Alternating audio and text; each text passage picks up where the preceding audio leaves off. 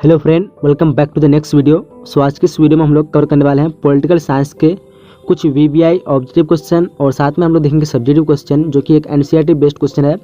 आपके इस बार के बोर्ड एग्जाम के लिए काफ़ी महत्वपूर्ण होगा। इस वीडियो को पूरे अंत तक देखिए। जितने भी मैंने यहाँ पे सब्जेक्टिव और ऑब्जेक्टिव क्वेश्चन लिया है सो काफ़ी वीवीआई सब्जेक्टिव और ऑब्जेक्टिव क्वेश्चन है। सो इस वीडियो को एक बार देख लीजिए क्योंकि बोर्ड एग्जाम में आपको सिर्फ एनसीईआरटी के क्वेश्चन ही पूछे जाते हैं और मैं यहाँ पे इंग्लिश और हिंदी दोनों लैंग्वेज में लिया है ताकि आप लोग अगर जो इंग्लिश मीडियम से या फिर हिंदी मीडियम से सो आप दोनों को फ़ायदा हो सके। सो यहाँ पे देख पा रहे होंगे अगर आप लोग इंग्लिश मीडियम से तो यहाँ पे इंग्लिश में ऊपर में लिखा हुआ है और नीचे वाला हिंदी से लिखा हुआ है। सो जिस मीडियम से आप लोग हैं तो उस मीडियम से आप लोग पढ़िए, बट मैं यहाँ पे हिंदी में बताऊंगा। सो पहला क्वेश्चन देख पा रहे होंगे, भारत के निदेश नीति का आधार स्तंभ है। ऑप्शन आपके सामने 4 दिए हुए हैं। सो इस क्वेश्चन के राइट आंसर की बात करेंगे तो हो जाएगा ऑप्शन नंबर डी, यानी इनमें से सभी हो जाएगा, यानी ऑप्शन नंबर डी राइट हो जाएगा। चलिए क्वेश्चन नंबर दूसरा देख पा रहे होंगे कि संपूर्ण क्रांति का नारा किसने दिया। संपूर्ण क्रांति का नारा जो दिया था जयप्रकाश नारायण ने दिया था, यानी इस क्वेश्चन का राइट आंसर ये हो जाएगा जयप्रकाश नारायण। चलिए क्वेश्चन नंबर तीसरा देख पा रहे होंगे कि भारत का लौह पुरुष किसे कहा जाता है। ऑप्शन आपके सामने दिए हुए 4 दिए हुए ऑप्शन। सो इनमें से राइट आंसर की बात करेंगे तो इसका राइट आंसर हो जाएगा ऑप्शन नंबर डी हो जाएगा, यानी सरदार पटेल। भारत का लौह पुरुष किसे कहता है, सरदार पटेल, यानी इस क्वेश्चन का राइट आंसर क्या होगा, डी हो जाएगा। चलिए क्वेश्चन नंबर चौथा देख पा रहे होंगे कि भारत के पहले राष्ट्रपति कौन थे। आसान सा क्वेश्चन है। सो इस क्वेश्चन का आंसर क्या होगा, पहले राष्ट्रपति थे यहाँ पे हो जाएगा राजेंद्र प्रसाद, यानी इस क्वेश्चन का आंसर क्या हो जाएगा, ए हो जाएगा, नहीं राजेंद्र प्रसाद। चलिए क्वेश्चन नंबर 5वां देख पा रहे होंगे कि भारत सरकार के गृह मंत्री है।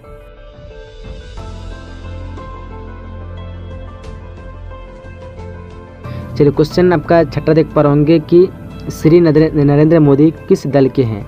सो श्री नरेंद्र मोदी है बीजेपी दल के, यानी इस क्वेश्चन का राइट आंसर हो जाएगा ऑप्शन नंबर बी, बीजेपी दल।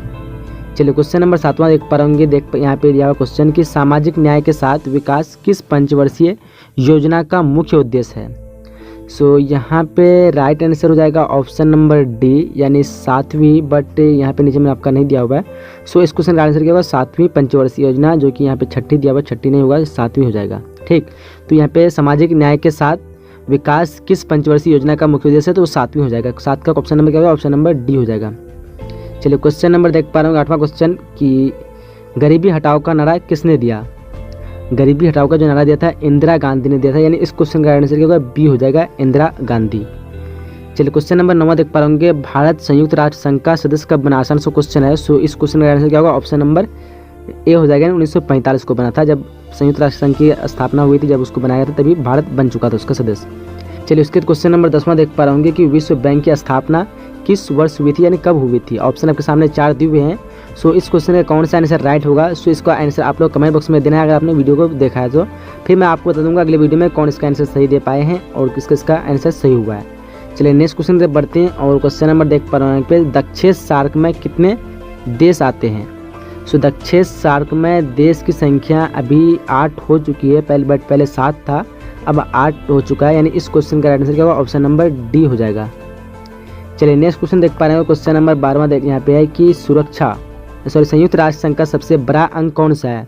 सो इसका सबसे बड़ा जो अंग है वो है महासभा, यानी इस क्वेश्चन आंसर क्या होगा, बी हो जाएगा। क्या होगा, option number B. Question number 13वां है, सुंदरलाल बहुगुणा किस आंदोलन से संबंध है। सुंदरलाल बहुगुणा किस आंदोलन से संबंध है, ऑप्शन आपके सामने दिया हुआ है। सो इस क्वेश्चन का राइट आंसर क्या होगा, ऑप्शन नंबर 13 का सुंदरलाल चिपको आंदोलन से, यानी इस क्वेश्चन का आंसर ए हो जाएगा। 13 का ऑप्शन नंबर ए होगा। चलिए क्वेश्चन नंबर 14 देख पा रहे होंगे कि भारत में नई आर्थिक नीति कब अपनाई गई। भारत में जो नई आर्थिक नीति अपनाई गई थी 1991 को अपनाई गई थी, यानी चलिए उसके बाद क्वेश्चन नंबर 15वां देख पा रहे होंगे, सूचना का अधिकार लागू किया गया, यानी सूचना का अधिकार लागू हुआ। सो ये हुआ था 2005 को, यानी इस क्वेश्चन का आंसर क्या होगा, डी हो जाएगा। चलिए नेक्स्ट क्वेश्चन देख पा रहे हैं, क्वेश्चन नंबर 16, 1974 में भारत अपना परमाणु परीक्षण कहाँ किया था। तो भारत ने पहला उसमें 1974 में जो परमाणु परीक्षण किया था वो किया था पोखरण में, यानी इस क्वेश्चन आंसर का ए हो जाएगा। 16 क्या होगा, ऑप्शन नंबर ए। चलिए उसके क्वेश्चन नंबर 17 देख पा रहे होंगे, नाटो की स्थापना किस वर्ष हुई थी। ऑप्शन आपके सामने दिया हुआ है। सो इस क्वेश्चन के राइट आंसर की बात करेंगे तो ऑप्शन नंबर डी हो जाएगा, यानी 1949 को नाटो की स्थापना हुई थी, यानी 17 का ऑप्शन नंबर डी राइट होगा। चलिए नेक्स्ट क्वेश्चन बढ़ते हैं, क्वेश्चन 18वां देख पा रहे होंगे, कांग्रेस का विभाजन किस वर्ष हुआ था।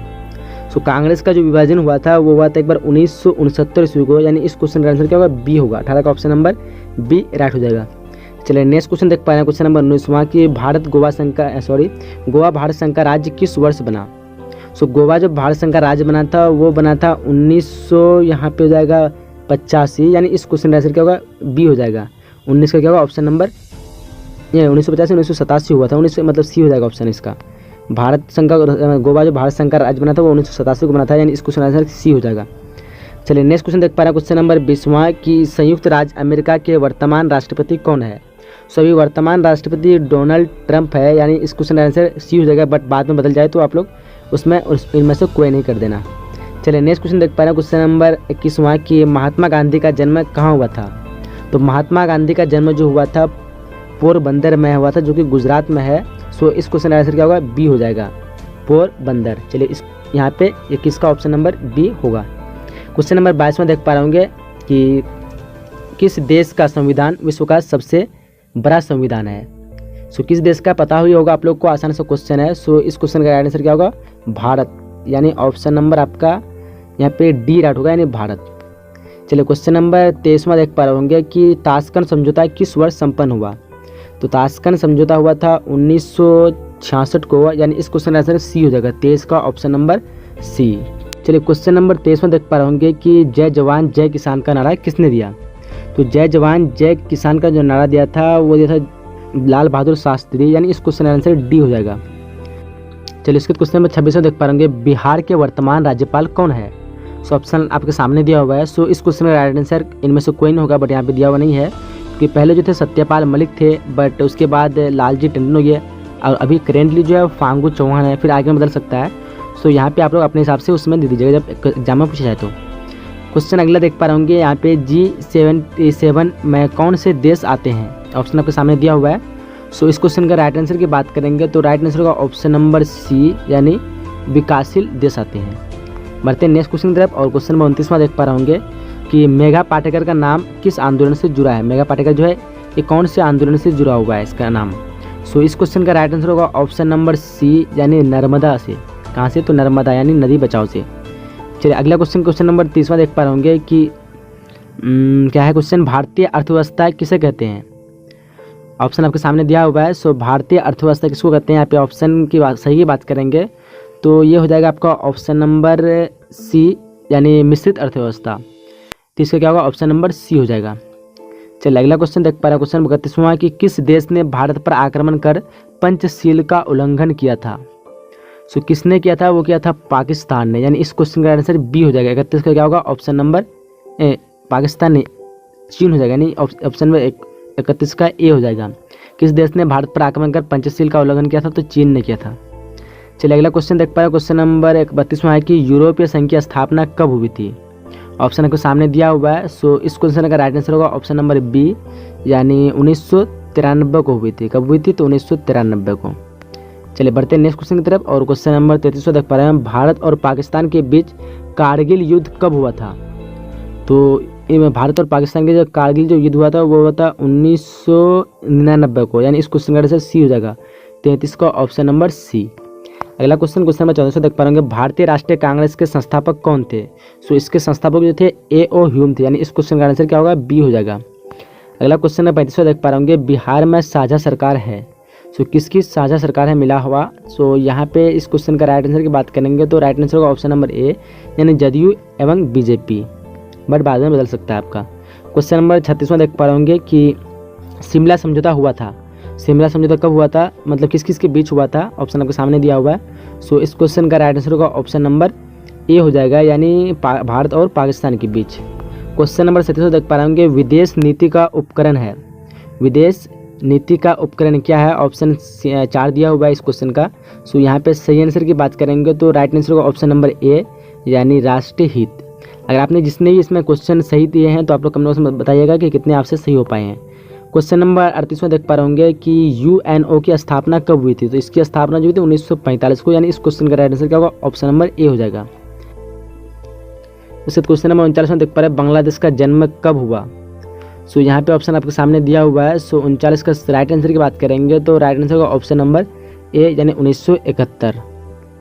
क्वेश्चन नंबर 40वां देख पा रहे होंगे, किस भारतीय प्रधानमंत्री की मृत्यु 1966 में सोवियत रूस में हुई थी? तो लाल बहादुर शास्त्री की हुई थी शायद। इस क्वेश्चन का आंसर क्या ऑप्शन नंबर डी हो जाएगा, लाल बहादुर शास्त्री। 40 का क्या होगा ऑप्शन नंबर डी।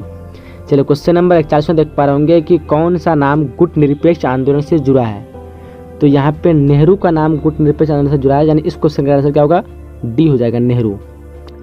चलिए उसके क्वेश्चन नंबर 42 में देख पा रहे होंगे भारत के राष्ट्रपति हैं।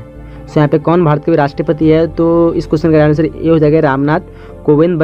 नेक्स्ट टाइम अगर बाद में बदल जाए तो आप लोग चेंज कर लेना उसके हिसाब से। तो अभी जो करेंटली में जो है रामनाथ कोविंद है, यानी इस क्वेश्चन का आंसर क्या होगा, ऑप्शन नंबर ए हो जाएगा। चलिए नेक्स्ट क्वेश्चन की तरफ बढ़ते हैं। क्वेश्चन नंबर 43 आपकी स्क्रीन पर आ चुके हैं और देख पा रहे होंगे मंडल कमीशन के सिफारिश को किसने लागू किया? ऑप्शन आपके सामने दिया हुआ है। सो इस क्वेश्चन का राइट आंसर की बात करेंगे तो ऑप्शन नंबर डी हो जाएगा, यानी वीपी सिंह। ऑप्शन डी आपका राइट हो जाएगा। चलिए क्वेश्चन नंबर 45 देख पा रहे होंगे कि भारत के विदेश नीति के संचालक है। भारत के विदेश नीति के संचालक कौन है? आपको सही ऑप्शन चुनना है। सो 44 का सही ऑप्शन की बात करेंगे तो इसका भी ऑप्शन डी हो जाएगा। इनमें से कोई नहीं, जो अभी यहाँ पे ऑप्शन जो दिया हुआ है इसमें से कोई नहीं है। सो इस क्वेश्चन का आंसर क्या होगा, डी हो जाएगा। चलिए नेक्स्ट क्वेश्चन नंबर 45 देख पा रहे होंगे कि भूमंडलीकरण किस विचारधारक से संबंधित है? 45 का क्या ऑप्शन होगा, आपके सामने ऑप्शन दिया हुआ है। सो 45 का सही ऑप्शन करेंगे तो ये सी हो जाएगा, यानी उदारवाद से। क्या हो जाएगा, उदारवाद। ऑप्शन नंबर सी आपका हो जाएगा, भूमंडलीकरण किस विचारधारक से संबंधित है, उदारवाद। चलिए 45 का 46वां क्वेश्चन देख पा रहे होंगे कि भारतीय स्वतंत्रता के बाद राष्ट्रीय निर्माण की सबसे बड़ी समस्या क्या थी? सो इसकी सबसे बड़ी जो समस्या थी वो थी देशी रियासतों का भारतीय संघ में विलय, यानी इस क्वेश्चन का आंसर क्या होगा, डी हो जाएगा। ऑप्शन आपका डी राइट हो जाएगा। चलिए इसके क्वेश्चन में 17 से देख पाएंगे 1956 भारतीय राज्य के पुनर्गठन का आधार क्या था? सो वो जो आधार था तो भाषा के आधार पर, यानी इस क्वेश्चन का आंसर ये हो जाएगा। लेकिन यहाँ पे 1956 मेरे ख्याल से 1953 होना चाहिए। 1953 में भारतीय राज्य के पुनर्गठन का आधार क्या था? तो भाषा के आधार पर। और ये पहले राज्य थे वो कौन थे? आंध्र प्रदेश से, यानी इस क्वेश्चन का आंसर ये हो जाएगा, भाषा के आधार पर। चलिए क्वेश्चन नंबर 48 में देख पा रहे होंगे कि भारतीय नियोजन व्यवस्था किस विचारधारा पर आधारित है? तो यहाँ पे ऑप्शन की बात करेंगे तो राइट ऑप्शन का ऑप्शन नंबर डी, यानी गांधीवाद।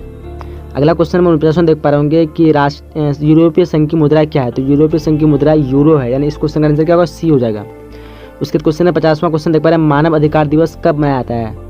सो मानव अधिकार दिवस यहाँ पे ऑप्शन आपके सामने 4 दिए हुए हैं। सो इस क्वेश्चन का right answer option number A, यानी 10 दिसंबर। सो मैंने 50 ऑब्जेक्टिव को कंप्लीट कर चुके हैं और देख लेते सब्जेक्टिव क्वेश्चन की कौन कौन से सब्जेक्ट जो आपके लिए इंपॉर्टेंट है। आप लोग इसको नोट कर लीजिए अपने कॉपी में, ताकि आप लोग अपने से बनाइए, क्योंकि सब्जेक्ट क्वेश्चन तो ज़्यादा वीडियो लॉन्ग नहीं होगा। अगर आप लोग चाहते हैं तो बोल सकते हैं, मैं कमेंट बॉक्स में बना सकता हूँ सब्जेक्ट का भी। सो यहाँ पे जितने भी सब्जेक्ट क्वेश्चन मैं बनाने वाला हूँ काफ़ी वीवीआई है, तो आप लोग इसको अपने कॉपी में एक बार उतार लीजिए और नोट कर लीजिए, और अपने से इसका आंसर किताब से या फिर कहीं से भी गैस पेपर से आप लोग ढूंढ सकते हैं। क्वेश्चन है, फर्स्ट क्वेश्चन देख पाएंगे, वैश्विक ताप वृद्धि से आप क्या समझते हैं? वैश्विक ताप वृद्धि से आप क्या समझते हैं? ये सब जो 2 मार्क्स के कहे क्वेश्चन, सो आप लोग को लिखना है। क्वेश्चन दूसरा है कि पोषणीय विकास से आप क्या समझते हैं? फिर क्वेश्चन तीसरा है कि अंतर्राष्ट्रीय न्यायालय के संगठन को संक्षिप्त रूप में समझाएं। क्वेश्चन अगला है कि विश्व स्वास्थ्य संगठन के प्रमुख कार्यों को संक्षेप में बताएं। फिर क्वेश्चन है कि निशस्त्रीकरण की परिभाषा दीजिए। उसके क्वेश्चन में 6 है कि संक्षेप में परमाणु युद्ध के प्रभाव का वर्णन करें। उसके क्वेश्चन में 7वां है कि गुट निरपेक्षता का अर्थ क्या है। और क्वेश्चन है कि क्वेश्चन में 8वां कि आसियान के उद्देश्य क्या है, इसके बारे में लिखना है, क्या क्या उद्देश्य उसके। वैश्वीकरण क्या है, इसके काफ़ी विवरण क्वेश्चन है। वैश्वीकरण क्या है, इसके बारे में लिखना है। फिर दल बदल क्या है, ये भी काफ़ी विवरण क्वेश्चन है। दल बदल क्या है आप लोग को पता होगा अगर पढ़े होंगे किताब तो। दल बदल एक कानून ऐसा होता है जो अपने क्या कहते हैं लाभ के लिए या फिर किसी चीज़ के कारण बस वो अपने दल को बदल देते हैं, दूसरे दल में पहुँच जाते हैं। क्वेश्चन 11वां कि सामाजिक न्याय क्या है, ये भी वीवीआई क्वेश्चन ये भी पूछ सकता है। उसके क्वेश्चन नंबर 12वां कि शिमला समझौता क्या है। जितने भी काफ़ी वीवीआई क्वेश्चन एक बार आप लोग इसको नोट कर लीजिए अपने कॉपी में।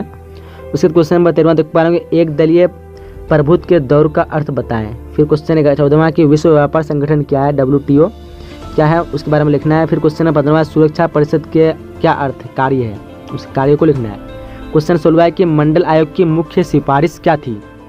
फिर क्वेश्चन 17वां है कि क्षेत्रीय दल से आप क्या समझते हैं। उसके क्वेश्चन 18वां क्या है कि भारत में निर्वाचन करने की उत्तरदायित्व किस पर है। उसके क्वेश्चन 19वां कि भारत में विविधता में एकता, इसका अर्थ स्पष्ट कीजिए, ये भी क्वेश्चन काफ़ी विवरण क्वेश्चन है। फिर क्वेश्चन 20वां कि भारत में विपक्षी दलों के उदय पर एक टिप्पणी लिखें हैं। उसके क्वेश्चन नंबर 21वां कि दल बदल क्या है, और काफ़ी विवरण क्वेश्चन दोबारा पूछा गया है। क्वेश्चन नंबर 22वां कि सामाजिक न्याय क्या है, ये भी काफ़ी वीवीआई क्वेश्चन है, इंपॉर्टेंट क्वेश्चन है। सो जितने भी मैं बताया काफ़ी इंपॉर्टेंट क्वेश्चन है, तो आप लोग इसको एक बार नोट में लिख लीजिएगा और ये आपके एग्जाम में जरूर आएंगे। आप जो क्वेश्चन है 5 मार्क्स का क्वेश्चन है। भारत पाक संबंध में मुख्य समस्याओं का वर्णन करें, या फिर हरित क्रांति के 2 सकारात्मक एवं 2 नकारात्मक प्रभाव का वर्णन करें। ठीक है। उसके क्वेश्चन दूसरा है कि कश्मीर की समस्या पर एक निबंध लिखना है, या फिर गुट निरपेक्ष आंदोलन पर एक निबंध लिखें। ठीक। फिर क्वेश्चन नंबर तीसरा देख पा रहे हैं यहाँ पे कि क्वेश्चन नंबर तीसरा है कि 1989 के बाद भारतीय राजनीति के मुख्य मुद्दों की विवेचना करें, और जो है दिया हुआ फिर पंचशील क्या है उसके सिद्धांत को लिखें। फिर क्वेश्चन नंबर चौथा देख पाएंगे, भारत के संसदीय इतिहास में 1970 में आम चुनाव की विवेचना करें। फिर उसका अथवा में दिया हुआ एक ध्रुवीय विषय पर निबंध लिखें। उसके बाद यहीं तक जो सब्जेक्ट क्वेश्चन थे, जो काफ़ी वीवीआई इंपॉर्टेंट क्वेश्चन थे। तो मैं जो उम्मीद है कि आपने वीडियो को लाइक कर दिया है। अगर आपने वीडियो को अभी तक लाइक नहीं किया तो वीडियो को लाइक कर दीजिए और अपने सभी दोस्तों के साथ एक बार शेयर कर दीजिएगा। अगर स्क्रीन पे आपके कोई भी वीडियो आ रहे हैं तो लोग देख लीजिए, काफ़ी वीवीआई है। तो यहीं तक वीडियो को समाप्त करते हैं, मिलेंगे अगले नए वीडियो में। जब तक के लिए जय हिंद, जय Bharat and thanks for watching.